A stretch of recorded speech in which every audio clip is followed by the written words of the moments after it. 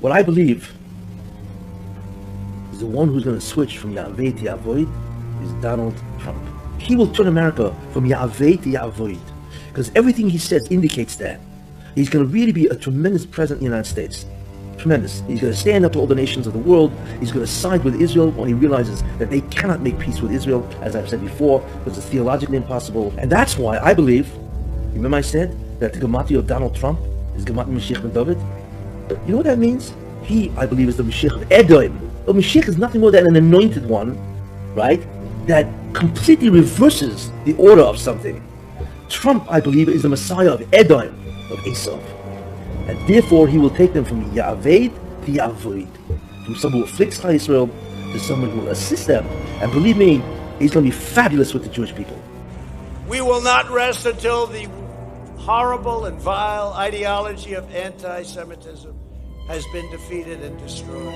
For this reason, I recently signed an executive order to restrict federal funding to any college or university that spreads, supports, or promotes anti-Semitic prejudice in any form. President Trump's right ear was grazed in a symbolic gesture of Exodus 21:6, where the Torah states that a servant who wants to remain with his master needs to have his right ear pierced. Trump was designated as God's servant and anointed one, just like Cyrus the Great almost 2,400 years ago. Take a look at what happened.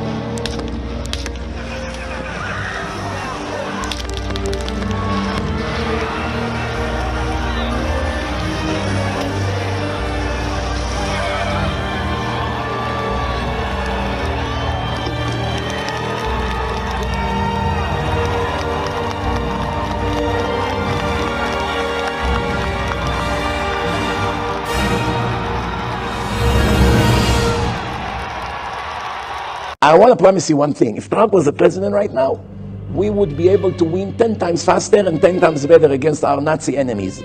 He would give us any weapon we want, unconditional. He wouldn't care what the world is barking about. He would shut down these European liberals and tell them just be quiet. I run the show here. Well, you know, the biggest change I've seen in Congress is Israel literally owned Congress. You understand that 10 years ago, 15 years ago. And it was so powerful. It was so powerful. And today it's almost the opposite. They had such power, Israel had such power, and rightfully, over Congress, and now it doesn't. It's incredible, actually. And you don't have to say, well, I don't know, what's he at, where's he at, I don't like the way you talk. I understand all that, but the thing is that we're talking about God's purposes. That's what we're talking about. God uses whom he'll use. But he was used. He also was used very powerfully for Jerusalem. Jerusalem, recognizing Jerusalem. He's the first modern leader, first leader since ancient times who recognized Jerusalem, as that. He was used in some very, very important ways. Look, by the way, people forget about it, is the Golan Heights. He said we recognize the Golan Heights as part of Israel, So these are major things. So he will strengthen, his way has been to strengthen Israel. We'll see what happens, but that's what it has been in the first administration. Israel loves Trump, and it's one of the few nations that he would win. Don't forget, I don't know if you haven't watched the show, I happen to be Jewish by birth, and 75% of all Jews vote Democrat, and they don't like Trump. And this is the greatest president for Jews and for Israel in the history of the world, not just America. Trump's the best president for Israel in the history of the world, and the Jewish people love him like he is the king of Israel. They love him like he is the second coming of God. I am the chosen one. What I believe is that, this is a quote from him, he says, what I believe is that the one who is going to switch from Esau from persecuting the Jews to Esau who is serving the Jews is Donald Trump. Rabbi Kessin claims he is going to purify Edom. So the Rosh Yeshiva feels that everyone should vote for Donald Trump. That's 100%. Every year and every guy. That's right. If you hate Israel, vote Democrat. If you love Israel, vote for Donald J. Trump. It's that simple. President Donald Trump was the first American president who stood up in defiance to the entrenched and endemic anti-Israel attitude of all previous U.S. administrations towards our presence in the Holy Land.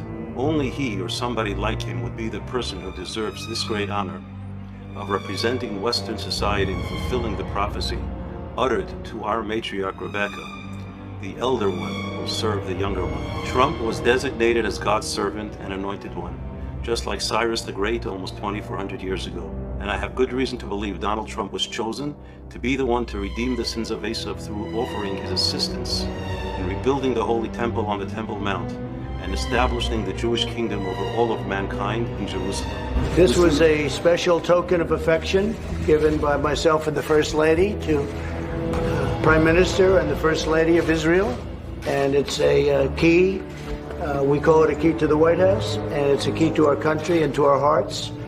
Thank you, Mr. President. And I have said, and this is true, that you have the key to the hearts of the people of Israel because of all the great things you've done for the Jewish state and the Jewish people. So thank you.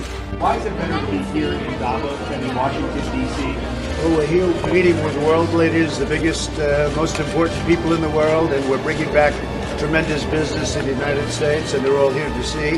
We look forward to being here. Klaus has done a fantastic job. You know, there are prophets that say the world will come to an end in the Middle East. You know that, right?